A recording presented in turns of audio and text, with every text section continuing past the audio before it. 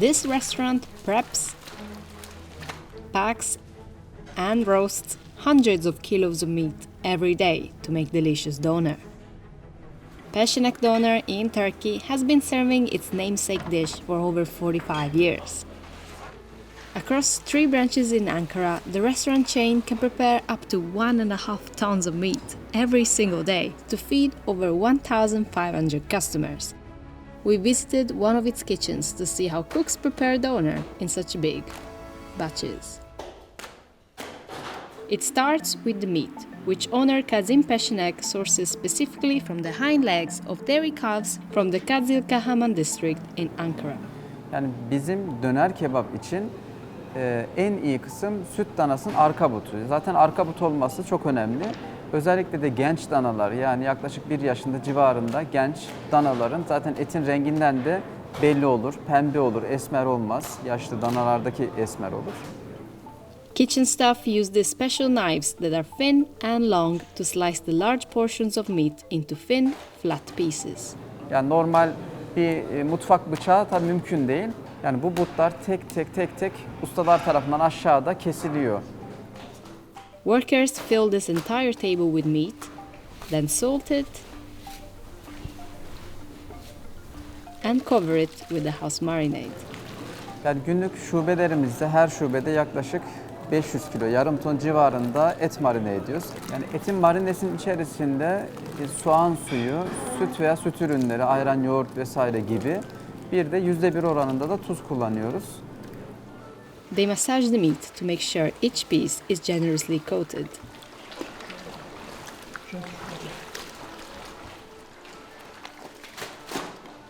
Once they've finished the marinade process, they neatly pack the seasoned slabs of meat into these metal containers.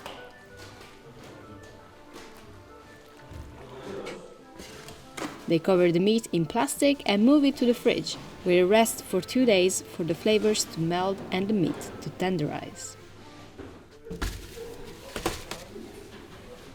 Once the meat is fully rested, it's time to start assembling the shish.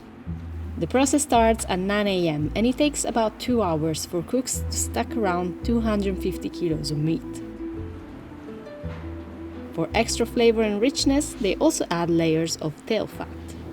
Daha sonra şişe takacağımız zaman da %10-12 civarında kuyruk yağı kullanıyoruz. Parça şeklinde ağza gelmesin diye kıyma şeklinde hem ara katlara hem en üst kata kuyruğun yağını almış oluyorsunuz ve lezzetini almış oluyorsunuz. Ama parça şeklinde özellikle bazı kimseler sevmezler, yiyemezler. Throughout the stacking process, workers repeatedly push down on the layers to keep air out and shave off the outer pieces of meat to shape the doner into an inverted cone. These shavings get added back into the stack with the tail fat, so nothing is wasted. For the final layer, workers flatten the remaining tail fat into a sheet that perfectly covers the top of the stack.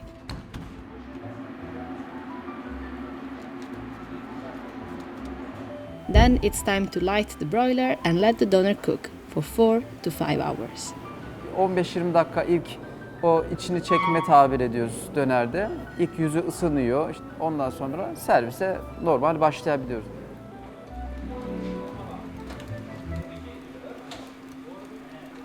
The lunch rush usually lasts from 12 p.m. to 1:30 p.m.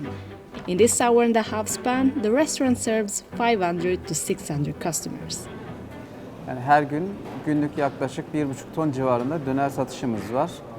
Because of Döner's special cooking method, orders can be ready in as little as 5 minutes. Dünyanın en hızlı yemeği. Hem hızlı bir şekilde pişecek hem hızlı bir şekilde kesilecek. Yani insan için dik bir şekilde en ideal hızlı bir şekilde kesmesi için. The restaurant cooks a new separate doner for the evening rush. While this ensures the freshness that customers value, it also caters to customers' varying preferences of the doner. Bu dönerin şimdi farklı yönleri var. Kimisi ilk tıraşını sever. Yani biraz daha tuzlu olur. Ama kimisi de görüntüsü de güzel olsun, yaprak olsun adına yani dönerin daha ortalarında. Ben daha önce dönerin ilk kesim halini de denedim. O da güzel. Yani sırf onun için gelenler de var çok erken saatte ama ben daha çok akşam saatlerine kalmadan yani daha sulu olduğu zamanlarda, etin suyunun daha fazla olduğu zamanlarda Etin daha yumuşak olduğu zamanlarda tercih ediyorum. Doner has existed in different forms and under various names in the Middle East for ages. But the ready-to-cut vertical version we see today is believed to have been created in the mid-19th century in Bursa, Turkey by Iskender Efendi. The doner kebab is not Turkey's national dish, but it is among the country's most popular foods. Every day, 900,000 kilograms of traditional kebab is eaten across the country. And although rice and salad are some of the most common additions to this popular street food across the world, according to Kazim, Döner kebabını yemenin en iyi yolu Peçenek Döner makes its lavash with a simple dough recipe of white flour, salt, yeast, and water. Once it's been properly mixed, the pieces are shaped, flattened, topped with an egg yolk marinade, and finally cooked in a stone oven, heated by a wood fire. Each lavash is timed so that it bakes in the same time frame as the doner. babamın bir tabiri vardır. Lavaş bizde döner mesela 3 tane sipariş gelir, 3 tane lavaş çıkar. Once the lavash is cut and plated, cooks top the slices with 140 grams of doner and sivri bibash, a grilled spicy pepper that is traditionally served with roast or grilled meat throughout Turkey. Small plates of sumac onions and fresh salad are also served as sides or additional toppings.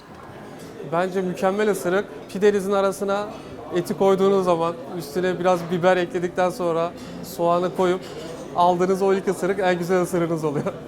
Bunu tam kıvamında ayarlıyor peçenek ekmeğini buranın. İdeal incelikte. Yenildiği zaman da parçalanmayan bir şekilde. Ekmeğini bu şekilde tarif edebilirim. By the end of the meal, many customers are still hungry for dessert. Yani bazı müşterilerimiz var, hatta şöyle tabir ediyor. Biz döneri sütlacı altlık olsun diye yiyoruz. The recipe for Peçenek Döner's rice pudding, also known as sütlak, took 4 months to perfect. It starts with the milk from Jersey cows, which is boiled with sugar and Osmanşik rice for over 2 hours to reach this thick, creamy consistency. Sütlaçta da benim için önemli olan nokta o sütün kokusun tadını alabilmem lazım. Yine aynı şekilde etteki gibi rahatsız etmeyecek olması lazım. Cooks bake the pudding in a water bath inside the same wood-fired oven used for lavash. Ya biz katkı maddesi olmasın. Yani bir eskiden, çok eskilerden annelerimizin köyde yaptığı sütlaç gibi olsun. İnsanları aradığı bir lezzeti sunalım diye. Buraya yıllardır geldiğimiz için artık buraya güveniyoruz. Etlerinin sağlıklı ve temiz olduğunu biliyoruz. Çalışanların güler yüzü, bizi kapıda gördükleri zaman samimi bir şekilde karşılamaları da bizi buraya çeken etkenlerden biri.